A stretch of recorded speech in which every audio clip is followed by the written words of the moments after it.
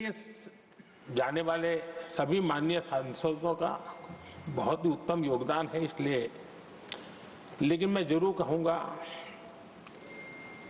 आदरणीय देवेगौड़ा जी, आदरणीय खड़गे जी, आदरणीय शरद पवार जी, ये ऐसे वरिष्ठ लोग हैं जिनके जीवन का आधे से अधिक उम्र संसदीय कार्य प्रणाली में गई है और इतने लंबे अनुभव के बाद भी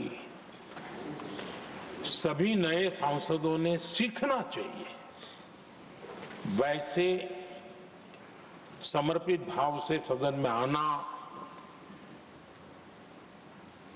जो भी हमसे उनसे बन सकता है उतना योगदान करना, इन्हें समाज में से जो जिम्मेवारी मिली है उसके प्रति पूरी तरह समर्पित रहना, ये इन सब वरिष्ठ लोगों से हम जैसे सबको सीखने जैसा है और मैं उनके योगदान की भूरी भूरी सराहना करूंगा, क्योंकि इतना लंबा कार्यकाल छोटा नहीं होता है, बहुत महत्वपूर्ण है। उसी प्रकार से हमारे उपसभापति जी हरिवंश जी विदाई ले रहे हैं। हरिवंश जी को लंबे समय तक इस सदन में अपनी जिम्मेवारी निभाने का अवसर मिला है। बहुत ही मृदुभाषी, सदन को चलाने में सबका विश्वास जीतने का निरंतर जिन्होंने प्रयास किया और मैंने देखा है कि संकट के समय ज्यादातर उपसभापति के ही जिम्मे आ जाता है कि भाई आप संभाल लेना जरा, तो उनको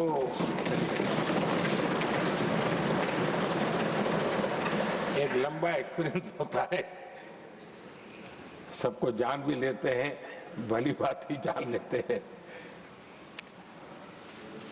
लेकिन उनका भी योगदान और जब भी, और मैंने देखा कि जब सदन का समय नहीं होता है तो देश के कोने में कहीं न कहीं वो यूथ के साथ मिलना जुलना, देश की परिस्थितियों के संबंध में उनको अवगत कराना,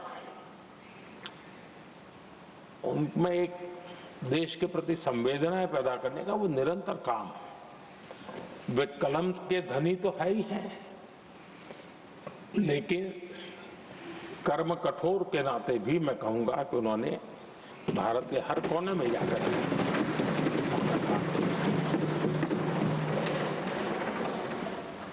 आदरणीय सभापति जी, कभी कभी किसी समय हम सुनते थे कि सदन में बहुत ही हास्य विनोद व्यंग्य का अवसर मिलता रहता है।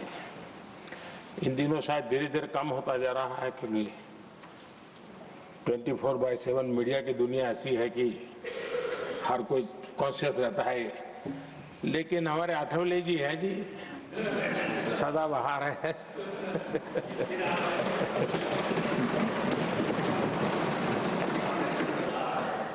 आठवले जी जा रहे हैं, लेकिन यहाँ पर किसी को खोट महसूस नहीं होगी, वो व्यंग्य विनोद भरपूर परोसते रहेंगे, जब ये पूरा भरोसा है। आदरणीय सभापति जी, सदन में से हर 2 साल के अंतराल के बाद एक बड़ा समूह हमारे बीच से जाता है, लेकिन ये ऐसी व्यवस्था है कि जो नया समूह आता है उनको बाकी जो लंबे समय से 4 साल से बैठे हुए साथी हैं, अनुभव है, नए लोगों को तुरंत उनसे कुछ न कुछ सीखने का अवसर मिलता है और इसलिए एक प्रकार से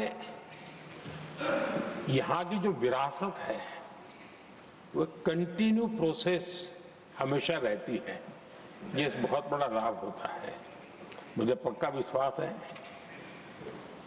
कि जिनको इस बार जाना नहीं है वो भी जो नए माननीय सांसद आएंगे उनको उनके अनुभव का लाभ मिलेगा और उनका योगदान भी सदन को और समृद्ध करेगा, ऐसा मेरा पूरा विश्वास है। आदरणीय सभापति जी, हम लोग जानते हैं कि जीवन में या सार्वजनिक जीवन में जब भी कोई महत्वपूर्ण निर्णय करना होता है तो परिवार के लोग बैठ करके मन बना लेते हैं कि ऐसा करना है, लेकिन फिर भी कहते हैं अरे ऐसा करो, उनसे जरा पूछ लीजिए, एक सेकंड ओपिनियन ले लीजिए किसी वरिष्ठ से। और घर में वरिष्ठ नहीं कहेंगे, मोहल्ले में देखो भाई वो काफी अनुभवी है, जरा उनसे पूछ लो एक बार उनका मन क्या करता है। अगर कोई बीमार है तो भी कहते हैं यार ऐसा करो भाई, एक और डॉक्टर से जरा ओपिनियन ले लो। सेकंड ओपिनियन का बहुत महत्व होता है। मैं समझता हूं हमारी संसदीय प्रणाली में ये सेकंड ओपिनियन की बहुत बड़ी ताकत रही है। एक सदन में कुछ निर्णय होता है, दूसरे सदन में फिर आता है सेकंड ओपिनियन के लिए। अगर इस सदन में होता है तो उस सदन में जाता है सेकंड ओपिनियन के लिए। और ये सेकंड ओपिनियन उस सारी बहस को, उस सारे निर्णय प्रक्रिया को एक बहुत बड़ा नया आयाम दे देती है। और वो मैं समझता हूं कि हमारी निर्णय प्रक्रिया को समृद्ध करती है। तो इसलिए सदन में जो माननीय सांसद बैठते हैं उनके लिए एक खुलापन रहता है कि भाई चलो इस सदन में नहीं तो उस सदन में एक अच्छा ओपिनियन नया आएगा, उस सदन में नहीं तो इस सदन में एक नया ओपिनियन आएगा। तो ये सेकंड ओपिनियन ये हमारे लोकतंत्र में एक बहुत बड़ा कंट्रीब्यूशन है, जो जिस विरासत को हमें संभालना हमारे जो माननीय सांसद विदाई ले रहे हैं उनका तो योगदान रहा ही है, और इसके लिए भी मैं उनका साधुवाद करता हूं। आदरणीय सभापति जी, जो हमारे माननीय सांसद विदाई ले रहे हैं, बहुत आने वाले दिनों में तो शायद ये अवसर रहने वाला ही नहीं है, लेकिन ये माननीय सांसद ऐसे हैं कि जिनको पुराने संसद के भवन में भी बैठने का मौका मिला और नए संसद भवन में भी बैठने का मौका मिला। उनको दोनों इमारतों में उनको राष्ट्र के कल्याण के लिए अपना योगदान देने का अवसर मिला है, और उनके कार्यकाल में ही उनको इस नए सदन के निर्माण प्रक्रिया में और नए सदन की निर्णय प्रक्रिया में भी हिस्सा बनने का अवसर मिला है। वो एक विशेष उनके जीवन में याद रहेगी, नई स्मृति रहेगी। आदरणीय सभापति जी, मैं सभी माननीय सांसदों के, और मैं मानता हूं कि ये सदन अपने आप में एक बहुत बड़ी ओपन यूनिवर्सिटी है। राष्ट्र जीवन की कई बारीकियों से परिचित होने का अवसर सदन में प्राप्त होता है। एक प्रकार से हमारी यहां शिक्षा भी होती है, हमारी दीक्षा भी होती है। ये 6 साल यहां जो रहने का अवसर मिलता है वो जीवन को गढ़ने का, राष्ट्र जीवन के घड़तर में योगदान का तो महत्व है ही है क्योंकि निर्णय प्रक्रिया का हिस्सा है, लेकिन स्वयं के जीवन को गढ़ने का भी एक अमूल्य अवसर होता है। और इसलिए जब माननीय सांसद यहां आते हैं, उस समय की उनकी जो भी सोच, समझ और क्षमता है, जब जाते हैं तो अनेक गुना वो बढ़ती है, उसका विस्तार होता है, अनुभव की एक बहुत बड़ी ताकत होती है। और तब जाकर के जाने के बाद राष्ट्र जीवन का उनका निरंतर योगदान बना रहे। वे अपने तरीके से व्यवस्था के तहत हो सकते हैं, व्यवस्था के तहत न हो सके, लेकिन उनका अमूल्य योगदान मिलता ही रहे राष्ट्र जीवन के निर्माण में। उनका अनुभव हमेशा हमेशा उपयोगी हो, ये मेरी उन सभी माननीय सांसदों को मेरी शुभकामनाएं हैं। और मैं फिर से एक बार सभी माननीय सांसदों के योगदान का गौरवगान करता हूं, साधुवाद करता हूं। बहुत बहुत धन्यवाद।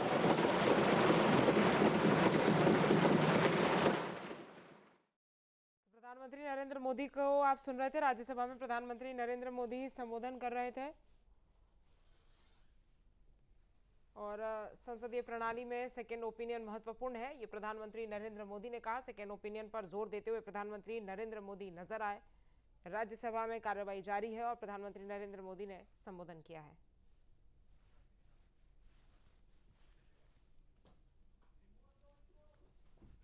तो 6 साल हमारे किस तरह से निखरे हैं वो प्रधानमंत्री नरेंद्र मोदी ने कहा। और रिटायर हो रहे सांसदों का भी आभार उन्होंने जताया। राजनीति में फुल स्टॉप नहीं होता है, ये प्रधानमंत्री नरेंद्र मोदी ने कहा। तो कई बड़ी बातें इस दौरान प्रधानमंत्री नरेंद्र मोदी ने कही है। आपके मोबाइल पर तुरंत आएगी ब्रेकिंग न्यूज। स्क्रीन पर सबसे पहले दिखेगी बड़ी खबर। देश दुनिया की हर खबर एक जगह। अब आपके मोबाइल पर तुरंत फटाफट इंस्टॉल कीजिए न्यूज नेशन ऐप और रखिए खुद को अपडेट।